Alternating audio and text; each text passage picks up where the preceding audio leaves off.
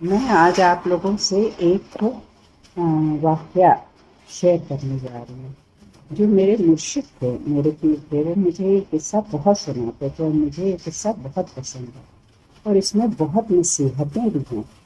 جیسے کہ آپ کا جو غصہ آتا ہے اور غصے میں جو آپ کر جاتے ہیں کام، اس سے آپ کو کیا نقصانات ہوتے ہیں، اور اگر آپ سے جو غلط کام ہو جائے تو اس سے نجات کیسے پائی جائے، یہ سب اس کہانی میں کے اندر میرے مرشد مجھے سمجھاتے تھے۔ اکثر وہ یہ کہانی سناتے تھے اور مجھے کہانی بہت پسند ہے۔ کہانی ایسی ہے کہ ایک بار ایک دکاندار تھا، اس کے پاس ایک طوطا تھا، اور طوطا جو تھا وہ آدمیوں کی بولی بولتا تھا۔ اس نے اس کو بولی بولنا سکھایا تھا، اور وہ اس سے اتنا مانوس تھا کہ وہ اس کو پنجرے میں نہیں رکھتا تھا، اپنے دکان میں کھلا چھوڑ دیتا تھا، اور وہ جب اس کے گاہک آتے تھے تو ان سے بھی وہ باتیں کرتا تھا۔ اس کی دکانداری بہت بڑھ جاتی تھی اس میں، کہ صرف طوطے کی آواز سے اور اس سے بات کرنے کے لیے لوگ آنے لگے۔ اس کے بعد ایسا بہت دن تک چلتا رہا۔ پھر ایک دن ایسا ہوا، وہ دکاندار جب جاتا تھا کہیں کھانا وانا کھانے تو طوطے کے اوپر پوری اپنی دکان چھوڑ دیتا تھا، اور وہ طوطا اس کی رکھوالی کرتا رہتا تھا۔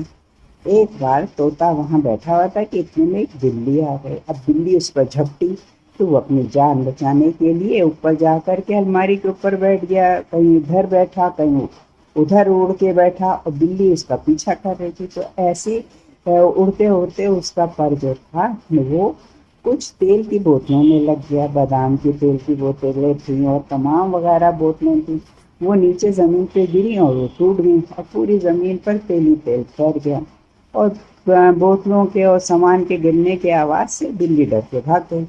اب طوطا بڑا شرمندہ وہ ایک کونے میں بیٹھا رہا۔ جب مالک لوٹ کے آیا، اس نے دیکھا ارے دکان کا حال تو یہ ہو رہا ہے، سب تتر بتر اور سب ٹوٹ پھوٹ۔ اس کو بڑا غصہ آیا، اس نے طوطے کے سر پہ ایک دے مارا اپنا ہاتھ کس کے، اتنے کس کے مارا کہ اس کے سر کے بال سب جھڑ گئے۔ اور طوطے کو بھی بڑی ندامت تھی اپنی حرکت سے، تو اس نے اپنے سر کے بال اور بھی جھاڑ دیے رگڑ رگڑ کے، اور چپ ہو کے کونے میں بیٹھ گیا۔ جب دکاندار کا غصہ ٹھنڈا ہوا تو اس نے دیکھا میرا طوطا تو بالکل خاموش ہو گیا، وہ تو کچھ بول ہی نہیں رہا ہے۔ اب وہ بڑا پریشان، کیونکہ خالی وقت میں بھی وہ اسی سے بات کرتا تھا، وہ اس کا ایک طرح سے ساتھی اور دوست تھا۔